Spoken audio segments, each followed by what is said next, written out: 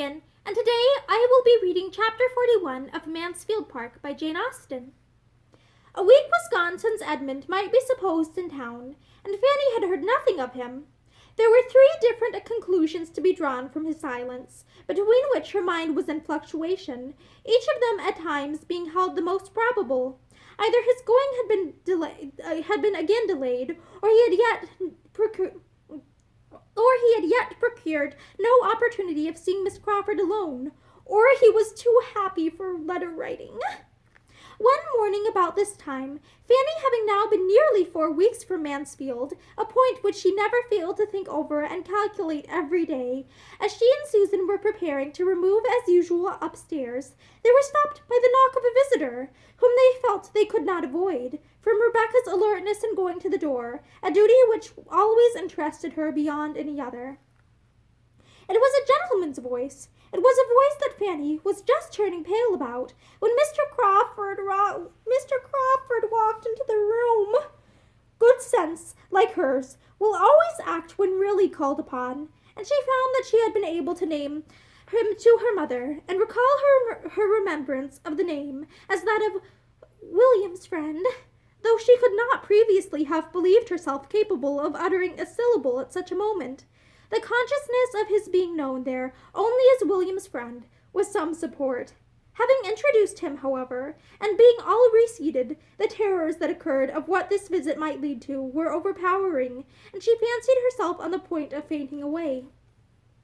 While trying to keep herself alive, their visitor, who had at first approached her with as animated a countenance as ever, was wisely and kindly keeping his eyes away, and giving her time to recover, while he devoted himself entirely to her mother, addressing her and attending to her with the utmost politeness and propriety, at the same time with a degree of friendliness, or of interest at least, which was making his manner perfect. Mrs. Price's manners were also at their best, warmed by the sight of such a friend to her son, and regulated by the wish of appearing to advantage before him. She was overflowing with gratitude, artless, maternal gratitude, which could not be unpleasing. Mr. Price was out, which she regretted very much. Fanny was just recovered enough to feel that she could not regret it, for to her many other sources of uneasiness was added the severe one of shame for the home in which he found her. She might scold herself for the weakness, but there was no scolding it away. She was ashamed, and she would have been yet more ashamed of her father than of all the rest. They talked of William, a subject on which Mrs. Price could never tire, and Mr. Crawford was as warm in his commendation as even her heart could wish. She felt that she had never seen so agreeable a man in her life, and was only astonished to find that so great and so agreeable as he was, he should come down to Portsmouth neither on a visit to the port admiral, nor the commissioner, nor yet with the intention of going over to the island, nor of seeing the dockyard. Nothing of all that she had been used to think of as the proof of importance, or the employment of wealth, had brought him to Portsmouth. He had reached it late the night before, was come for a day or two, was staying at the Crown, had accidentally met with a navy officer or two of his acquaintance since his arrival, but had no object of that kind in coming.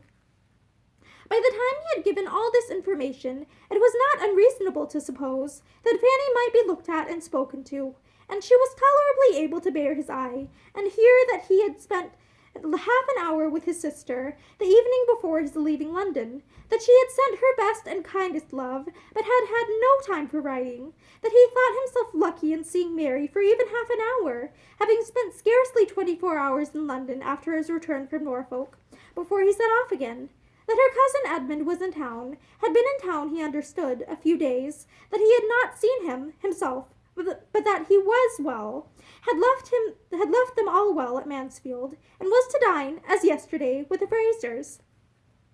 Fanny listened collectedly, even to the last-mentioned circumstance. Nay, it seemed a relief to her own mind to be at any certainty, and the words, Then by this time it is all settled, passed internally, without more evidence of emotion than a faint blush. After talking a little more about Mansfield, a subject in which her interest was most apparent, Crawford began to hint at the expediency of an early walk. It was a lovely morning, and at that season of the year a fine morning so often turned off that it was wisest for everybody not to delay their exercise. And such hints producing nothing, he soon proceeded to a positive recommendation to Mrs. Price and her daughters to take their walk without loss of time. Now they came to an understanding. Mrs. Price, it appeared, scarcely ever stirred out of doors, except of a Sunday. She owned she could seldom, with her large family, find time for a walk.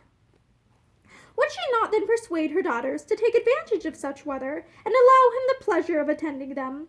Mrs. Price was greatly obliged, and very complying. Her daughters were very much confined. Portsmouth was a sad place. They did not often get out, and she knew they had some errands in town, which they would be very glad to do.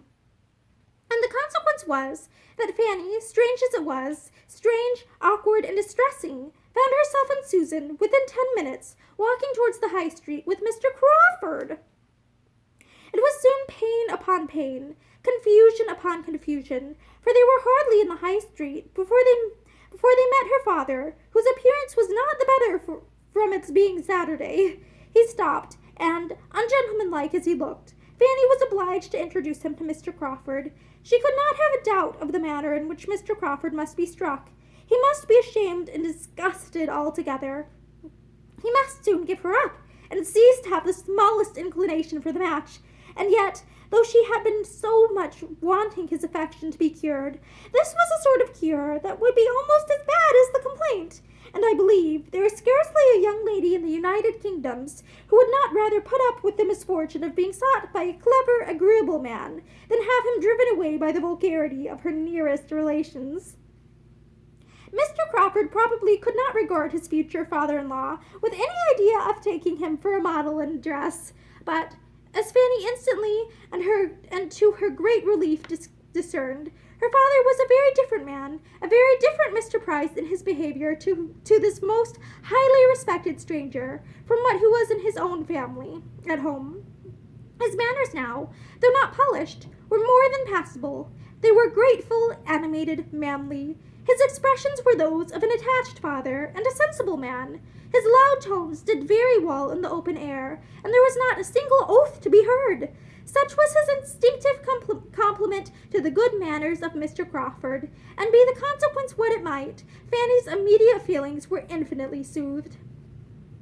The conclusion of the two gentlemen's civilities was an offer of Mr. Price's to take Mr. Crawford into the dockyard, which Mr. Crawford, desirous of accepting as a favor, what was intended as such, thought, though he had seen the dockyard again and again, and hoping to be so much the longer with Fanny, was very gratefully disposed to avail himself of if the Miss Prices were not afraid of the fatigue, and as it was somehow or other ascertained, or inferred, or at least acted upon, that they were not at all afraid, to the dockyard they were all to go, and, but for Mr. Crawford, Mr. Price would have turned thither directly, without the smallest consideration for his daughter's errands to the High Street.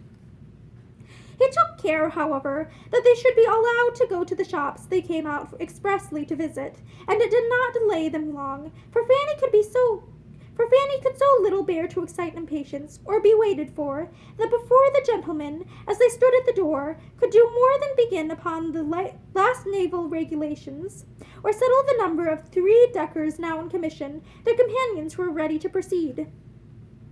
They were then to set forward for the dockyard at once, and the walk would have been conducted, according to Mr. Crawford's opinion, in a singular manner, had Mr. Price been allowed the entire regulation of it, as the 2 girls, he found, would have been left to follow, and keep up with them, or not, as they could, while they walked on together at their own hasty pace. He was able to introduce some improvement occasionally, though by no means to the extent he wished. He absolutely would not walk away from them, and at any crossing, or any crowd, when Mr. Price was only calling out, "Come, girls, come! Fan, come! Sue, take care of yourselves! Keep a sharp lookout!" He would give them his particular attendance. And once fairly in the dockyard, he began to reckon upon some happy intercourse with Fanny, as they were very soon joined by a brother lounger of Mr. Price's, who was come to take his daily survey of how things went on, and who must prove a far more worthy companion than himself.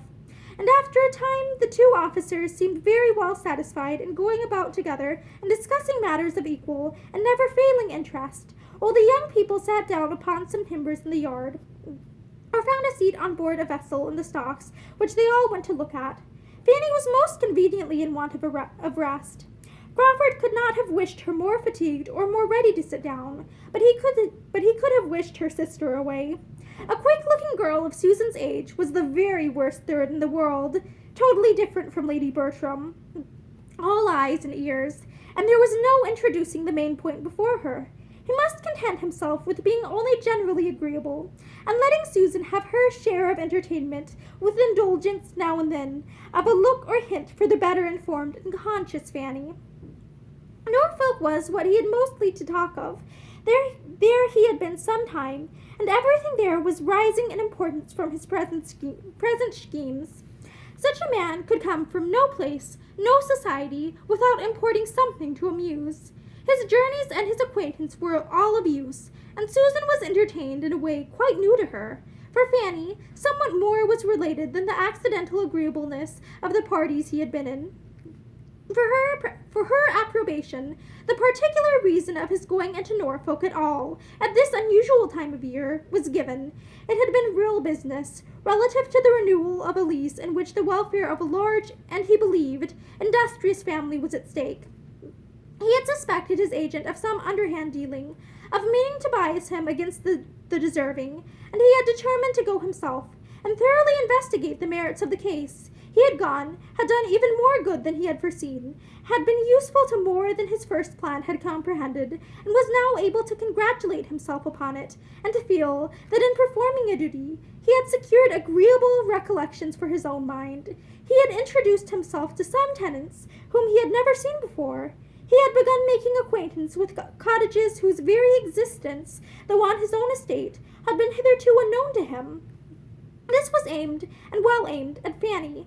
It was pleasing to hear him speak so properly. Here he had been acting as he ought to do, to be the friend of the poor and oppressed. Nothing could be more grateful to her, and she was on the point of giving him an approving look when it was all frightened off by his adding as something too pointed of his hoping soon to have an assistant, a friend, a guide in every plan of utility or charity for Everingham, as somebody that would make Everingham and all about it a dearer object than it had ever been yet. She turned away, and wished he would not say such things. She was willing to allow he might have more good qualities than she had been wont to suppose. She began to feel the possibility of his turning out well at last, but he was, and must ever be, completely unsuited to her, and ought not to think of her. He perceived that enough had been said of Everingham, and that it would be as well to talk of something else, and turn to Mansfield. He could not have chosen better. That was a topic to bring back her attention, and her looks almost instantly. It was a real indulgence to her to hear or to speak of Mansfield.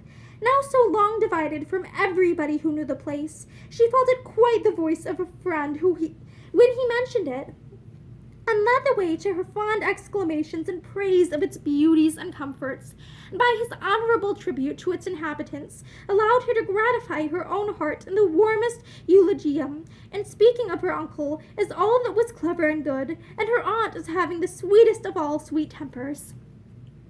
He had a great attachment to Mansfield himself.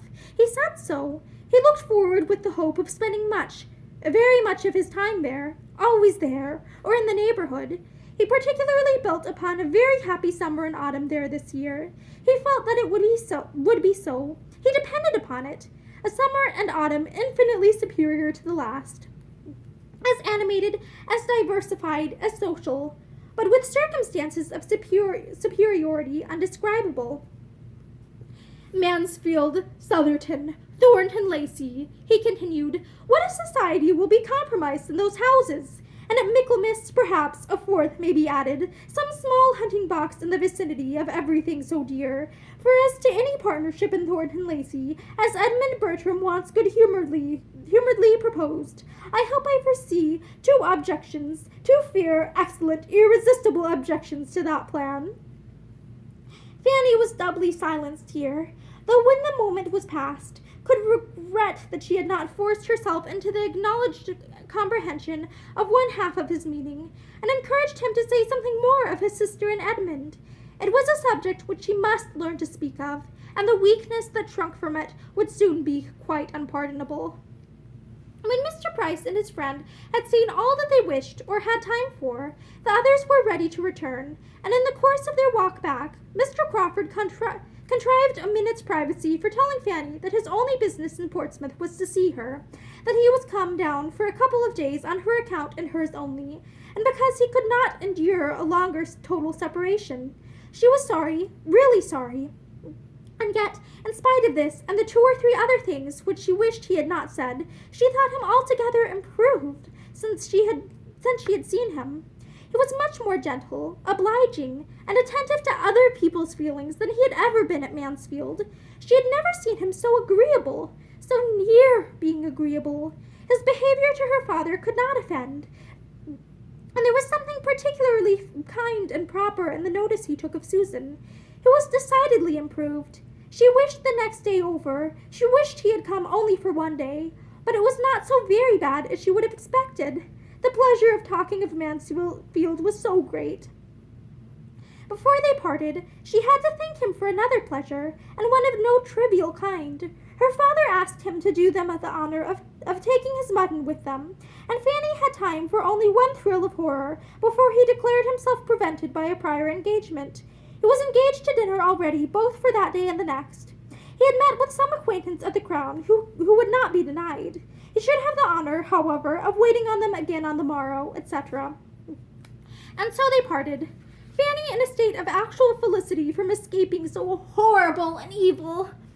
To have had him join their family dinner party and see all their deficiencies would have been dreadful. Rebecca's cookery and Rebecca's waiting, and Betsy's eating at table without restraint, and pulling everything about as she chose, were what Fanny herself was not yet enough inured to, for her often to make a tolerable meal. She was nice only from natural delicacy, but he had been brought up in a school of luxury and epicurism. And that is the end of chapter 41. Thank you and have a great day.